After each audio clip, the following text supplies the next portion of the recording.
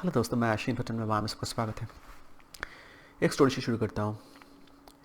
एक art exhibition था। कुछ कुछ पहले का कहानी है। उस आर्ट एग्जीबिशन में जैसे कि बहुत सारा आर्ट्स आते हैं, बहुत सारे जो चित्र हैं एग्जिबिट किया जाता है, वैसे एक ब्लैंक कैनवस था। White canvas, blank white canvas, जिसमें इंक काली का जो है एक बूंद भी नहीं लगा था। एक ब्लैंक कैनवस आर्ट के तरीके से उसको जो है एग्जिबिट किया जा रहा था। फिर उसमें बोली लगा, और वो जो है वाइट ब्लैंक कैनवस मान लो कि इंडियन करेंसी के हिसाब से 2 करोड़ में बिका। वो कैनवस का कीमत आप बाजार से खरीद के ला सकते हो, 200 भी नहीं होगा, शायद 200 होगा या फिर 250 होगा, बस उतना ही। और उसमें कोई भी कारीगरी नहीं हुआ है, कोई जैसे होता है इंक टच भी नहीं हुआ है, पर उसको आर्ट बोल के सेल किया गया या फिर एग्जिबिट किया गया और उस पर जो है बोली लगा और वो बिका 2 करोड़ में। अभी कितना स्टूपिडिटी है बोलो, कितना स्टूपिडिटी, इडियसी है। हमारा दिमाग क्या घास चढ़ने गया है।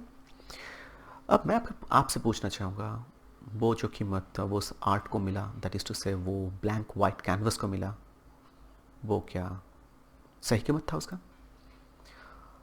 वेल, आपका उत्तर तो मुझे पता नहीं। मैं अगर अपना उत्तर आपको बताऊं तो एब्सोल्युटली यस, एब्सोल्युटली यस, वही उसका कीमत था, क्योंकि वही उसको मिला। That's a reality. देखो, इससे पहले तक जो भी कुछ अगर आप सोच रहे हो वो आपके दिमाग में है। It's abstract idea, right? It's abstract idea up until that point. कीमत निर्धारण कब होता है? Eight the point of transaction. Before that it was all assumption up in the air. आपको लग रहा है कि वो एक ब्लैंक कैनवस यूजलेस है, उसमें तो एक इंक का बूंद भी नहीं लगा है, पर जिसने खरीदा उसने 2 करोड़ उसके ऊपर स्पेंड किया, उसको दिखा उसमें कुछ शायद। और जैसे मैं बताया, इसके पहले तक जो है दिमाग में आपके जो है प्राइस था, या फिर आपके दिमाग में उसके लिए आइडियाज़ था, प्राइस था, कुछ भी था। पर असल में प्राइस निर्धारण कब होता है? Eight the point of transaction. जब ट्रांजैक्शन होता है, मनी एक्सचेंज होता है ना, मनी हैंड चेंज जब होता है, तब जाके उसका जो है कीमत का आपको पता चलता है। अगर मैं एक सेंटेंस में बताऊँ तो इट इज़ टाइड और it is anchored at the point of transaction. Value is anchored और tied at the point of transaction. Transaction के वक्त आपको जो है उसका कीमत पता चलता है, नॉट बिफोर दैट। उसके पहले it's all assumption, it's all assumption. Similarly, ये स्टोरी बता के मैं, ये स्टोरी के माध्यम से जो मैं आप लोगों को बताना चाहूँगा वो कुछ ऐसा है कि हम अक्सर देखते हैं ना कोई क्रिंज वीडियोस, पर फनीली उस क्रिंज वीडियो में 20 मिलियन व्यूज़ हैं। और वो क्रिंज जो क्रिएटर है ढेरों सारा जो है दौलत कमा रहा है, और लोग उसको जो है छी छी करता है। ये क्या है, क्या बेहुदगी चल रहा है, क्या बेहयाई चल रहा है, लोग बोल के जो है उसको छी छी करता है या फिर एकदम नकारते हैं। पर उसमें व्यूज़ भी हैं, और वो लोग जो हैं जो बना रहे हैं, जो पर्टिकुलर क्रिएटर है, क्रिंज क्रिएटर है, दे आर पॉपुलर। तो उनका वैल्यू क्या है? वही उनका वैल्यू है जो उनको मिल रहा है। That's it. उल्टा भी सेम है। देखो, मैं इसको अभी एक दूसरे पहलू से जोड़ना चाहूँगा। बात कुछ ऐसा है कि आपको ट्रीटमेंट मिलता है दुनिया से, राइट? एक तरीके का व्यवहार मिलता है लोगों से, आपके नज़दीकी इंसानों से, आपके दोस्त मित्रों से, या फिर आपके कलीग से, सबसे।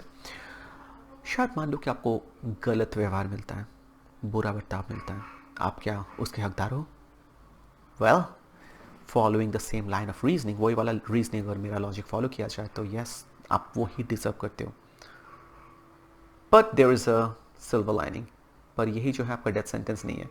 आपको अगर गलत ट्रीट किया जाता है उस वक्त, उस सिचुएशन में, अगर हर वेरिएबल सेम रहा, कुछ भी अगर चेंज नहीं हुआ, तो आपको वही ट्रीटमेंट मिलेगा, वही मिलता रहेगा और मिलता रहेगा अप अंटिल द पॉइंट आप खुद को चेंज करते हो या फिर सिनारियो चेंज होता है।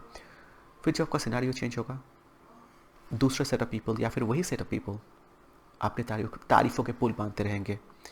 आपके लिए उनके पास जो है अच्छे शब्दों का जो है कभी, अच्छे शब्द कभी ख़त्म नहीं होंगे।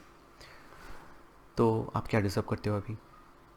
क्योंकि आप अपने नज़र से अगर खुद को देखो, या फिर कुछ दिन पहले का अगर आप खुद को अभी अब ये नया वाला आपसे कंपेयर करो, तो आपको लगेगा कि वेल, अचानक से क्या बदल गया, आपका सिनेरियो बदला, आप अचानक से मान लो सोशल मीडिया स्टार बन गए, आपको ढेरों सारा दौलत जो है नसीब हो गया।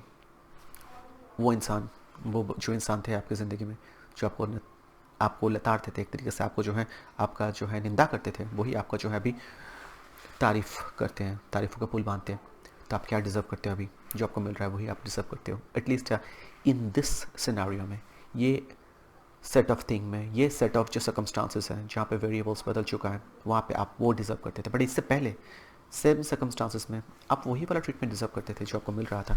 तो आप वही डिज़र्व करते हो जो आप, या फिर आपको जो मिलता है आप वही डिज़र्व करते हो। अक्सर हम लोग कंप्लेन करते रहते हैं, राइट, ये मैं डिज़र्व करता था, शायद यस, आपको गेम का रूल नहीं पता था, या फिर ये सेट ऑफ सर्कमस्टांसेस में आप खुद को पाए, यहाँ पे शायद आप यही डिज़र्व करते थे। खुद को चेंज करो या फिर सिनारियोज़ को बदलो, आपका वेरिएबल्स को बदल के, फिर आपको जो है डिफरेंट रिजल्ट्स, डिफरेंट आउटकम मिलेगा।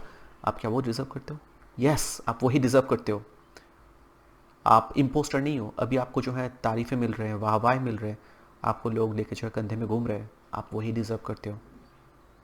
देखो, हम लोग जो है स्टोइक फिलॉसफी पढ़ते हैं, या फिर महान लोग जो हमको बात बताते हैं, ऑफ कोर्स बहुत इंपॉर्टेंट है कि आप जो है इंटरनली एंकर्ड हो। इंटरनली एंकर्ड मतलब आप खुद से जुड़े हो। बाहर के क्या कुछ मिल रहा है उससे कुछ फ़र्क नहीं पड़ता, क्योंकि बाहर लोगों के ओपिनियंस तो अक्सर बदलते रहते हैं। इट्स लाइक अ विंड, कभी इधर बहेगा तो कभी उधर। आप ऐसे कि या खुद को इधर उधर करते रहोगे। ये तो एक बात है सच्चा कि आपको इमोशनल स्ट्रेंथ चाहिए, ऑफ कोर्स डेफिनेटली चाहिए इमोशनल स्ट्रेंथ, जिससे आप खुद के जो you are anchored at your own point, जो होता है ना आपका मेंटल पॉइंट ऑफ ऑरिजिन, उसमें आप जो एंकर्ड हो, आपको वहाँ से कोई विचलित नहीं कर पाएगा। वो तो सही है, पर ये भी बात है रियल लाइफ में आपकी कीमत वही है जो आपको मिल रहा है। जैसे मैं बताया, ये एब्सोल्यूट, तो आपका वैल्यू जो है एब्सोल्यूट बोल के कुछ नहीं होता है।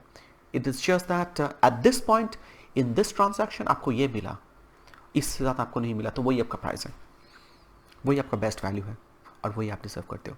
बाकी बात वेरिएबल्स को चेंज कर लो, आपका रिजल्ट अलग आएगा, आप उस वक्त में वही डिजर्व करोगे। और एक अगर एग्जाम्पल मैं आपको बताऊँ, एक प्लेयर जयदेव वनाट कार्ड शायद उसका हुआ था, बट मान लो कोई XYZ प्लेयर IPL में एक साल उनको 25 करोड़ मिला, क्या वो प्राइस डिजर्व करता है? Well yes, absolutely. वो शायद नॉर्मल सा प्लेयर है, पर सबसे ज़्यादा प्राइस उनको मिला, क्या वो डिजर्व करता है? ऑफ कोर्स डिजर्व करता है। एटलीस्ट एट दिस पॉइंट वही उसका जो है एंकर्ड प्राइस है। लाइक जैसे कि बताया कि price is anchored at the point of transaction, value is anchored at the point of transaction. जहाँ पे ट्रांजैक्शन होता है, मनी हाथ बदलता है, तब जाके पता चलता है आपको कीमत का, उससे पहले नहीं, उससे आगे नहीं, उसके पीछे भी नहीं। अभी एग्जाम्पल में वापस से आते हैं, वही एनेक्डोट में वापस आते हैं। अभी जो है सिनारियो बदल गया, नेक्स्ट ईयर वही प्लेयर, उनको ऑक्शन में ख़रीदा ही नहीं गया। क्या वो इतना बुरा हो गया एक साल में? वो क्या कोई टीम ही डिजर्व नहीं करता है? Yes, that's reality. पिछले साल उसको 25 करोड़ मिला था, वो उसका प्राइस था। सबको लग रहा था क्या स्टुपिडिटी है, इसको इतना प्राइस दे रहे हो, पैसा ज़ाया कर रहे हो। नेक्स्ट साल उसको कोई टीम लिया ही नहीं। लोगों को लगेगा क्या बदनसीब इंसान है, क्या हमारा दिमाग ख़राब हो चुका है, उनको इस बार कोई लिया ही नहीं। यस, शायद वो अभी इस वक्त में इन दो circumstances, in this set of circumstances, वो यही डिजर्व करता है। तो बस ये मेरा कॉन्सेप्ट है। पर हाँ, खुद को इंटरनली एंकर्ड रखना ये बहुत इंपॉर्टेंट है ऑफकोर्स। दैट इज़ टू से आप बहुत जल्दी विचलित ना हो जाओ। ये हमें स्टोइक फिलॉसफी सिखाता है, या फिर हमें जो है सो कॉल्ड जो भी कुछ बोल सकते हैं कि सोशल मीडिया इन्फ्लुएंसर्स या फिर सेल्फ हेल्प गुरुज, वो आपको ये बात सिखाते हैं, वो एक तरीके सही है, पर ये भी एक बिटर ट्रूथ है जो आपको कोई नहीं बताता है। आप वही चीज़ के हकदार हो जो आपको मिलता है। तो बस आज का यही मुद्दा था। बताएगा मेरा कॉन्सेप्ट कैसा लगा, लाइक कमेंट सब्सक्राइब शेयर ज़रूर कीजिएगा। धन्यवाद।